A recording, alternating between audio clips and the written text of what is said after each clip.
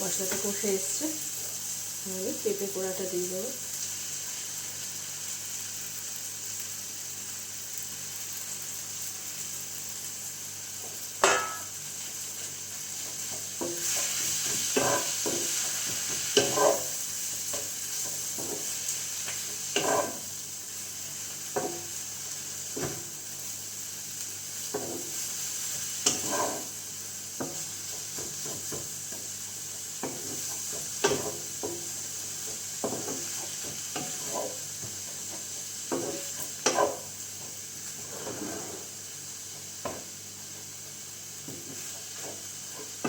আলাদা করে আমি ভাপাইনি, যেহেতু পুড়িয়ে নিয়েছি তাই আলাদা করে ভাপিয়ে জল ফেলাটা করি। চিকেন কষতে কষতে এটাও হয়ে সেদ্ধ হয়ে যাবে। চিকেনটা দিয়ে দিই।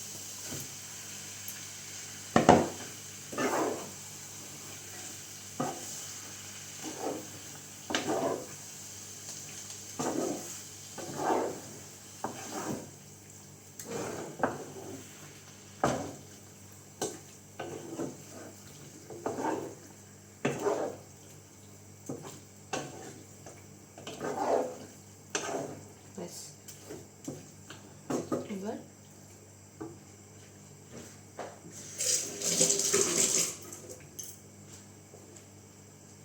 আগে থেকে তো নুন হলুদ দেওয়াই ছিল, তো আমি এখন জিরে গুঁড়ো ধনে গুঁড়োটা দিয়ে দেবো।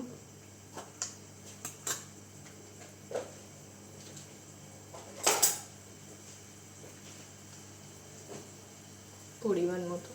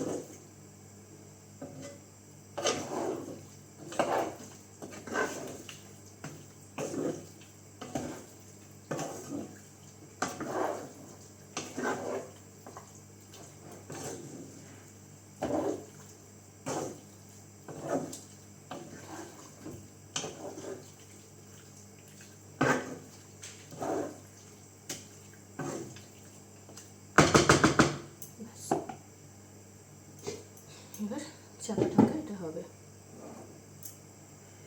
ব্যাস, এরপরে আমি পরিমাণ মতো জল দিয়ে দেবো। 15 মিনিট এরমভাবে কষাবো, তারপরে জল দিয়ে দেবো। তো তারপরে দেখাচ্ছি আপনাদের কেমন হলো।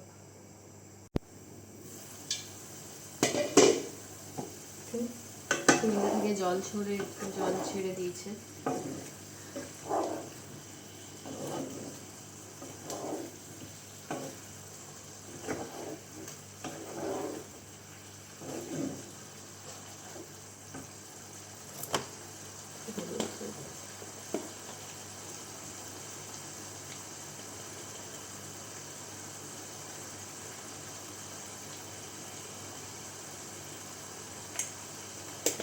আজকে যে আমি চিকেনটা বানাচ্ছি সেটা একটু সাদাতে হবে।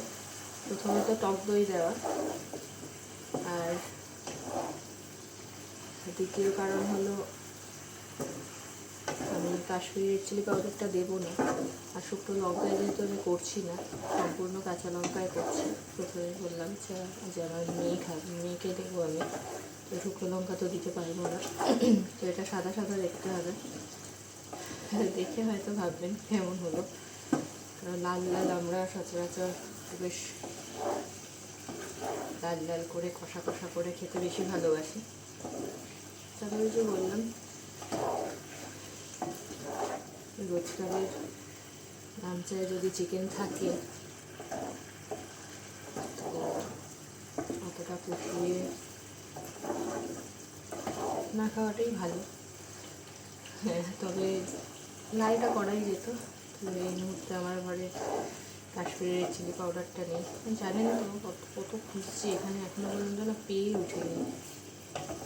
একটা বাংলাদেশি স্টোর খুঁজেছি, অ্যাজরায় দেখেছি, একটা ইন্ডিয়ান স্টোরে খুঁজেছি, তো পাচ্ছি না, জানি না কবে পাবো।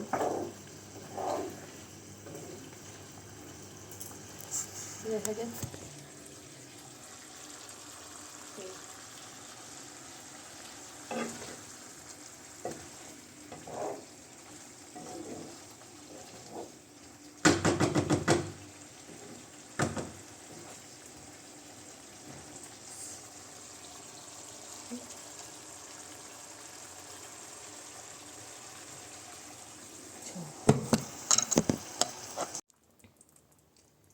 এই হলো আমার পেঁপে দিয়ে চিকেন ঝোল বলতে পারেন, কারণ আমি আজকে ঝোল রাখবো। তাই উপরে হালকা গরম মশলা ছড়িয়ে দেওয়া আছে।